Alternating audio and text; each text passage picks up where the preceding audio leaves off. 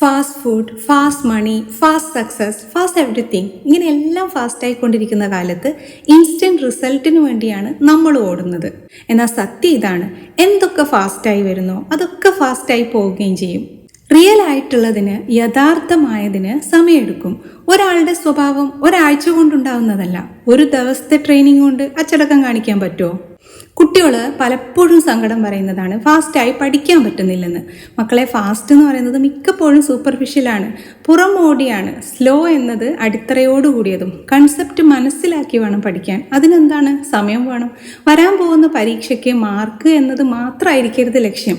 വല്ലവരെയും ബോധ്യപ്പെടുത്താൻ വെറുതെ ധൃതി കാണിക്കരുത്. മറ്റുള്ളവർ ഉപേക്ഷിക്കുമ്പോഴും സ്ഥിരതയോടെ മുന്നേറാൻ കഴിയുമെന്ന് സ്വയം ബോധ്യപ്പെടുത്തുകയാണ് വേണ്ടത്. സ്പീഡ് ആയിരിക്കരുത് ജീവിതത്തിലെ ഗോൾ, ഡയറക്ഷനാണ് ഇമ്പോർട്ടൻറ്റ്. എങ്ങോട്ടെന്നറിയാതെ സ്പീഡിൽ പോയിട്ട് കാര്യമില്ലല്ലോ. So please slow down. Real ഗ്രോത്തിന് സമയമെടുക്കും. സ്കിൽസ് അഥവാ കഴിവുകൾ ആർജിക്കാൻ റെപ്പിറ്റീഷൻ അല്ലെങ്കിൽ ആവർത്തനം ആവശ്യമാണ്.